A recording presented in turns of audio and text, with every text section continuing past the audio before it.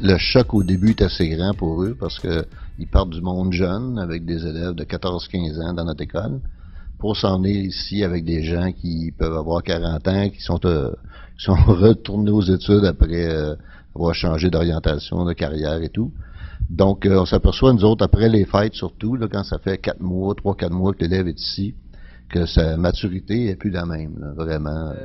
Le fait que des adultes étaient en action avec eux dans le cours a fait en sorte que les jeunes ont mis plus de sérieux dans l'apprentissage de leur cours en technique d'usinage. Education that's been around for 100 years is kind of getting stale, and what I see or what I feel is that having them be around adults, around professionals, at a young age would give them a better experience in the future. So when I realized that, when I saw that, I was like, yeah, this is exactly what I want to be part of. Et de voir aussi des adultes qui retournent aux études après avoir abandonné l'école. Donc ça leur montre que c'est plus facile d'aller à l'école quand on est jeune, qu'on n'a pas de trop de responsabilités parce qu'ils voient les adultes qui ont des enfants, qui ont des familles, comment c'est difficile de faire le retour aux études. Donc c'est bon qu'ils voient ça aussi en même temps. Ben, je pense en ce moment ça va très bien. Les jeunes veulent participer, aiment justement notre formation parce que c'est une formation pratique. C'est surtout ça qui les intéresse, là. Ils veulent sortir de l'académie, comme ça en arrivant avec nous en briquetage, ben, ils peuvent travailler manuellement beaucoup plus. Le fait de sortir aussi du général, de la formation générale, les jeunes sont très très contents de se présenter en formation professionnelle là, pour venir ensuite, comme si ça les désennuyer un peu du secondaire. Là, c'est vraiment le monde des adultes, là, puis c'est une profession, fait que pour eux autres, là, ça leur donne un petit blitz, là, fait que c'est plus encourageant pour eux autres. C'est que c'est pour la plupart des jeunes qui nous proviennent du programme pré-DEP, qui est un programme axé sur l'acquisition des préalables pour commencer un DEP. Donc, on a déjà une bonne relation avec ces jeunes-là. Donc, la majorité des jeunes qui nous proviennent de ce programme-là sont encore committants cette année. Et puis, c'est ça, en gros, ça crée un sentiment d'appartenance. Ce qui va bien, ce que je m'aperçois, c'est que pour certains jeunes, c'est qu'on les voit grandir dans ce mélange-là de deux centres-là. On les voit grandir, pour certains, on les voit maturer aussi. Présentement, on a des étudiantes en concomitance et ce que je trouve bien spécial, c'est que nos étudiantes ils se sont tellement bien intégrées dans la classe que j'ai pas l'impression vraiment qu'elles sont des concomitantes.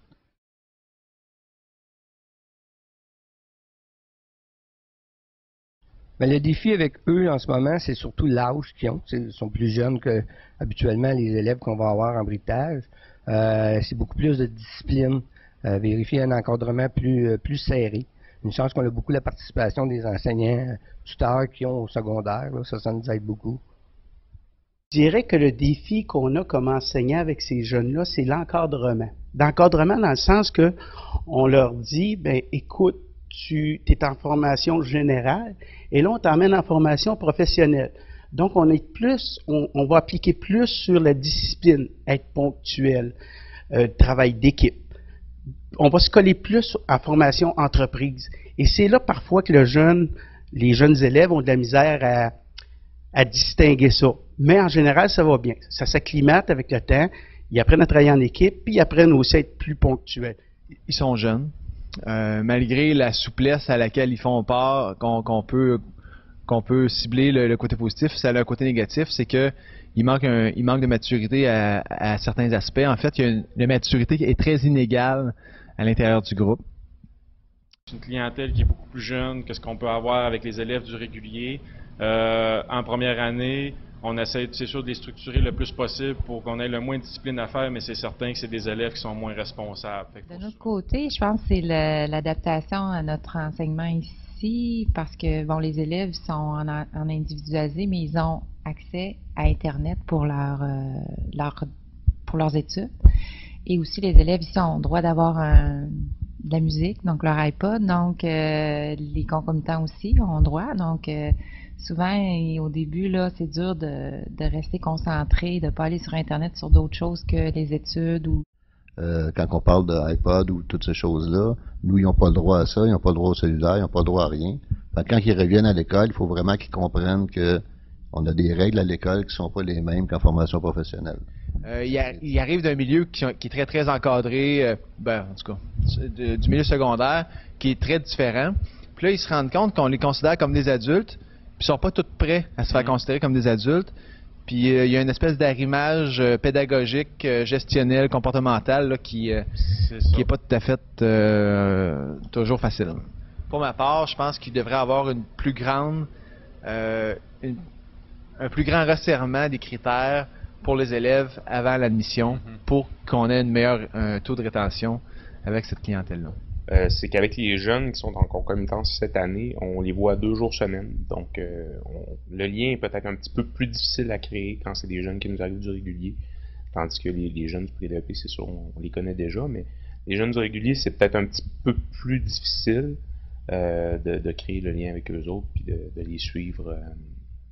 Plus d'adapter mon enseignement justement à ce type de clientèle-là, à la concomitance. Oui, ils ont le même DEP, oui, les exigences, là, le DEP est le même que le groupe régulier, sauf qu'on s'aperçoit qu'il faut être tolérant un petit peu plus. The workload is actually quite heavy. A lot of them go into the program thinking that it's going to be easy. You know, they don't have to do their science, they don't have to do their history. Like they would in a regular high school, and so they think it's going to be a cakewalk. They're going to be able to get through the program really easily, but after 2 months, they're actually working a lot harder than a student in a regular program.